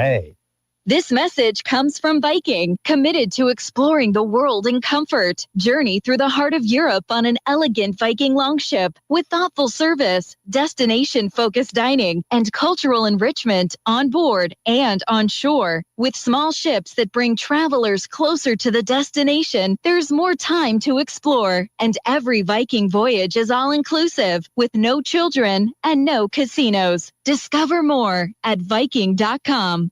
This is a special notice to all U.S. taxpayers with back taxes to the IRS. Billions in tax relief is now being made available to struggling taxpayers, giving thousands, even tens of thousands of dollars in savings away to those who qualify. If you're facing wage garnishment, threatening letters, audits, liens, levies, or already in a payment plan, you can now expedite the resolution to your tax problem, end collections, and even qualify to reduce a large portion of what you owe. Stop IRS Debt has established a relief hotline for you to call to check what savings and options you qualify for. Dial 800-750-4198. With many people facing job loss and rising cost of living, these special IRS initiatives are designed to aid delinquent taxpayers with the relief that they need to get a fresh start. For a free consultation to see what savings you qualify for, call 800-750-4198. 800-750-4198. 800-750-4198. Must qualify for enrollment. Results vary. Consult with your tax professional prior to enrollment. Oh no, stomach issues again? Stomach issues? Who are you? Your pancreas. I could be the real reason for your diarrhea, gas, bloating, stomach pain, or loose oily stools. I thought it was my stomach. People often do, but any of these symptoms could mean having a condition called exocrine pancreatic insufficiency, or EPI. With EPI, the pancreas doesn't release enough enzymes to break down food, but EPI is manageable. Use the symptom checker on identifyepi.com and speak with your doctor. That's identifyepi.com. Sponsored by AbbVie. On to Friday with KFOR, Schmidt, Carol, and Jeff. As we put the wrap on the week, we'll tell you how you can enjoy.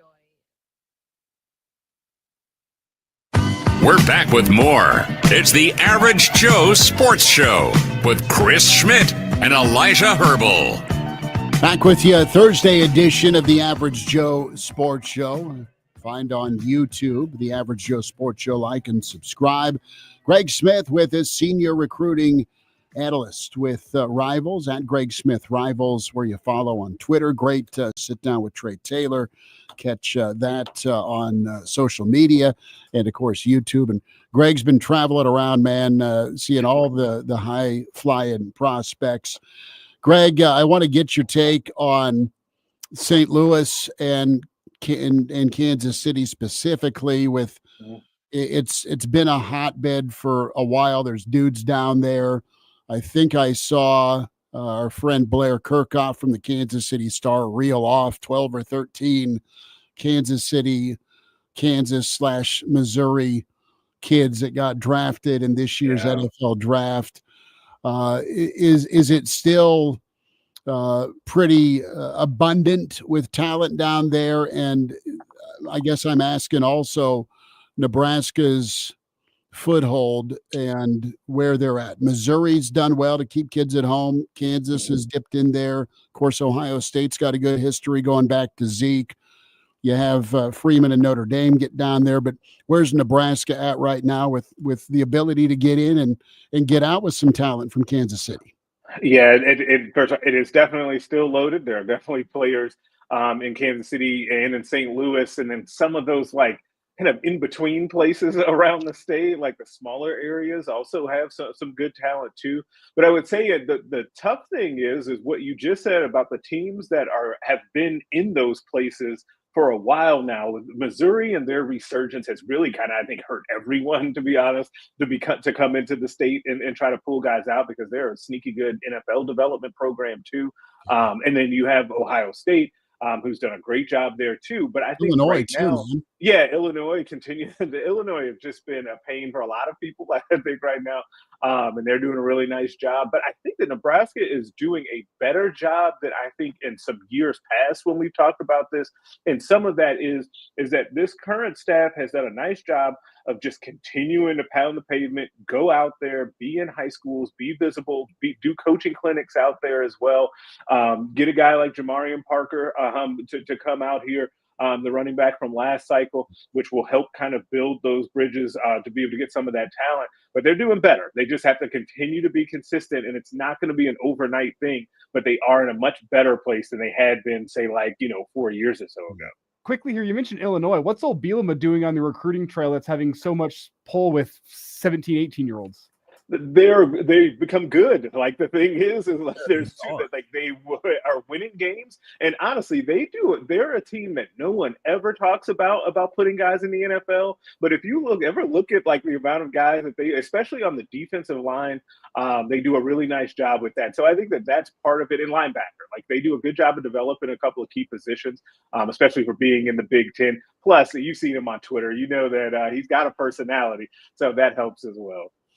How did that play in the coach's offices today where Trae gets up in his Illinois Nike warm-up suit, grabs the orange Illini hat, and I can imagine or envision coaches are watching it live, both coaches in the Illinois coaching office, Nebraska coaching office, and the old pig farmer's fist pump in 1 minute, and then Trae unzips and there's the Nebraska jersey. Yeah, I think it's really tough because it's like, man, it's another gut punch. If you weren't going to pick us, don't do us like that kind of a situation, because it's a sensitive topic about Illinois and not landing the top talent, right? I think they do a very good job of getting kind of those 3-star kids that have some potential and they can develop them. We just sang their praises about developing kids. But if you go and look in either in Trae's class in 27 and in 26 too, the current class, like they have a hard time getting those very top guys. You know, guys like Max Sutter, J.C. Anderson, the big tight ends are not going, or well, maybe one of them may go to Illinois, but Max Sutter will not go to Illinois. And so it just becomes a really difficult thing with the elite talent. So it was a gut punch. What's your summer look like? Well, now it looks like it's going to slow down just a smidge because I'm off the road after this weekend. So this weekend I'm in Dallas for the Dallas Rivals camp. So I'll get to see, more talent that Nebraska is recruiting because they like to recruit down in Texas so much. And then we'll see. We'll kind of be off the road, catch my breath a little bit because I traveled every weekend in the month of April. So it's good for the job and being able to see a lot of guys, but I am ready to actually be able to use my grill on a Saturday night. Well, we'll be over. Come on through. I love it. Greg Smith with us from Rivals, senior recruiting analyst at Greg Smith Rivals. Follow on Twitter. Greg, enjoy your night. Great intel as always, bud. Keep up the great work. Thanks for the time. Hey, appreciate it. Thanks for getting to see you guys again, man. All right, man. There he is. Greg Smith with us here on the Average Joe Sports Show. Pretty cool, man. And good stuff. Good content as always from Greg and Tim Vergeese and the crew there. Good to get caught up with Greg on just a nutty day, busy day for him. And what do you make of this trend of high school athletes doing their commitments, pulling the old Corso? Not so fast, my friend. Yeah, because we just thought Caleb Tanner did it way back in the day. Yeah. He was one of the originators of putting the hat on, tossing it to the side. It's as old as time, the old hat dance. It's going to keep on keeping on. You just gotta know. Because back in the day, before you could supplement with the portal, you lived and died. You fight like hell to go get a commitment. You got a 50-50 shot of being right if the kid can stick and stay and then actually play, and then say the kid's not just a guy that can get snaps for you, but say he becomes all conference, all American. It's incredibly remarkable what Nebraska did with their evaluation process for decades. The development for sure, where you get talent and development together. That's what Nebraska's aiming for now, and T.O. perfected. And then you have a hit, and your eraser or fixer was the walk-on. Now that's gone. But it's been supplemented with the ability to go get somebody from the portal. Could you just imagine, though, if Carter Nelson put a Nebraska hat on signing day and then tossed it to the side and goes with the Notre Dame hat? Yeah. That's essentially the comparison with Trae Taylor putting on the Illinois hat and saying, never mind, I'm going to Nebraska. I thought it's fun if you're a Nebraska fan. Sure. For a minute, though, in real time, in that moment, you're freaking out if you're a part of the fan base. I think let the kids have fun, but also when does fun become a little disrespectful? Well, I'm turning into the old man yelling at the clouds. But fun becomes disrespectful when you're on your 7th program in 4 years. Good point. Think we're going to visit. The story I love is, I think Eckler told this to us when he was on a couple of years ago with Levante David's recruitment. Nebraska had it handled. He'd been at JUCO, but Levante was taken, his 2 finalists were South Florida and Nebraska. And he took a trip to South Florida. Coach Allen was the defensive coordinator, the former Indiana coach. And X like, dude, what are you doing? He's like, well, my girlfriend wants to go to South Florida for a visit. It's a free trip, Eck. Relax, brother. I'll be up there making tackles for you. So, but it's like DEFCON 2 stress level for these coaches. All right, we'll wind down a Thursday with the Average Joe Sports Show.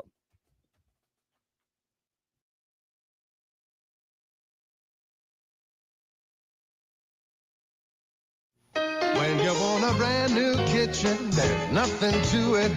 There's a brand new way to do it.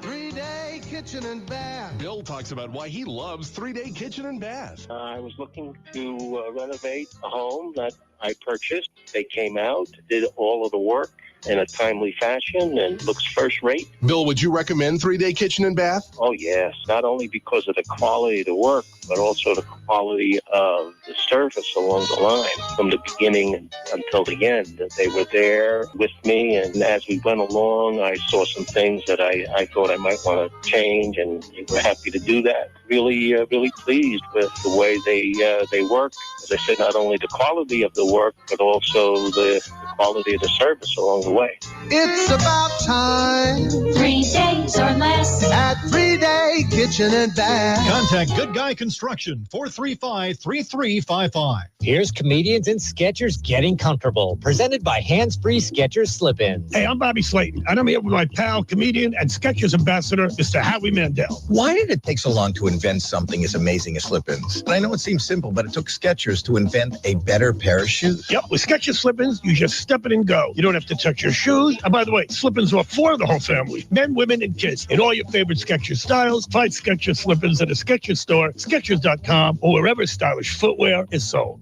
KFOR invites you to join Legacy Retirement's John Kopetsky and his special guests Saturday mornings for the Aging Adventure, brought to you by Legacy Retirement Communities. Lifestyle and health topics plus fascinating people. The Aging Adventure, 8 a.m. Saturdays on KFOR. The Complex Lincoln punches flow for Cinco de Mayo. Saturday, May 3rd, thecomplexlincoln.com. 11 professional boxing bouts scheduled. First bout at 7. Punches flow for Cinco de Mayo. This Saturday, thecomplexlincoln.com. We need a leader who stands for all of us and understands the value of public education. Barbara Beyer believes in stronger communities, better schools, and a brighter future. For 5 terms, Barbara Beyer has championed education for all because an informed and thoughtful electorate is the foundation of democracy. By voting for Barbara Beyer for school board, you'll help ensure the delivery of quality education for all. Together, we can build a better tomorrow. Vote for Barbara Beyer on May 6th. Let's make our voices heard. The American Foundation for Suicide Prevention's network of volunteer advocates was at the forefront of supporting the change to the easy-to-remember 3-digit dialing code for the Suicide and Crisis Lifeline, 988. But with call volume increasing for the 988 Lifeline, your support is needed to ensure local crisis centers have the long-term funding and resources necessary to help all those in crisis.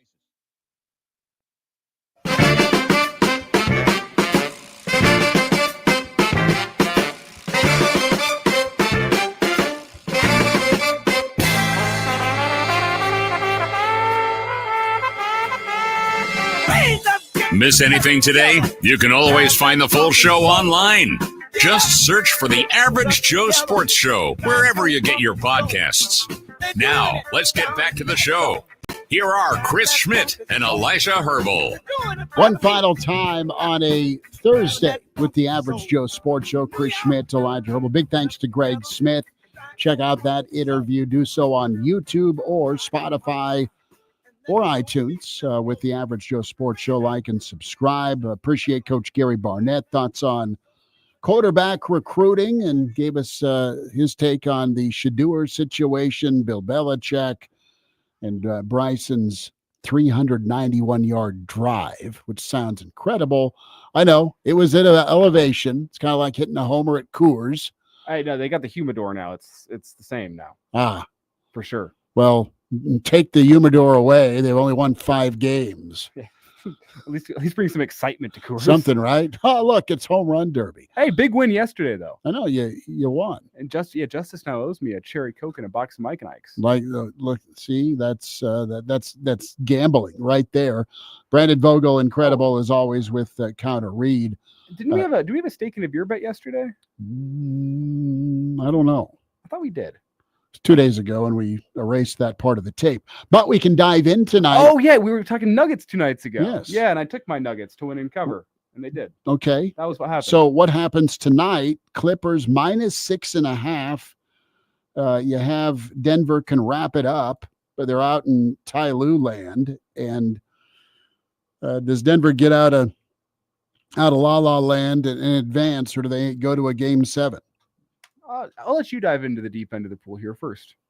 I could care less. I mean, Nuggets lose. I just want a steak and a beer. Nuggets lose, but they cover the 6.5. Okay, that's where I'm going. I think it's Clippers 108, Nuggets 106. Okay, that's where I'm at. That's where you're headed. I think the Clippers come out hot. I think the Nuggets battle tough, and it's a great game down the stretch. LA is a tough place to go out and win. Those fans out of that new arena in LA, they've been juiced up all series long. I think they make it tough on Denver.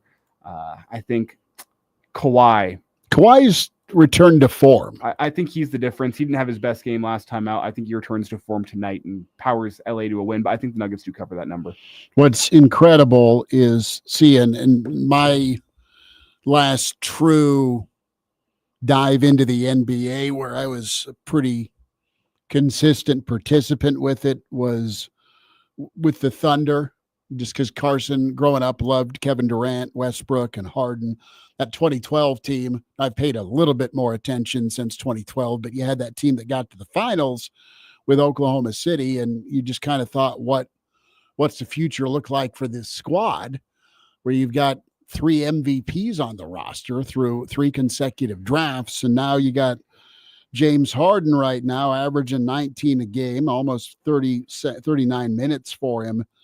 And Harden's found his role. And you just have 2 guys in Westbrook and Harden that you don't find too many MVPs that are dealt. I mean, Kareem was with Milwaukee way back when, but it just doesn't happen that often. And these are the 2 guys that have found roles. And I don't know. I will lay the points. Does that work? Okay. All right. It works. All right. Back tomorrow. I'll take your steak and a beer happily. Yes, you will. 4 tomorrow with the Average Joes. Thanks.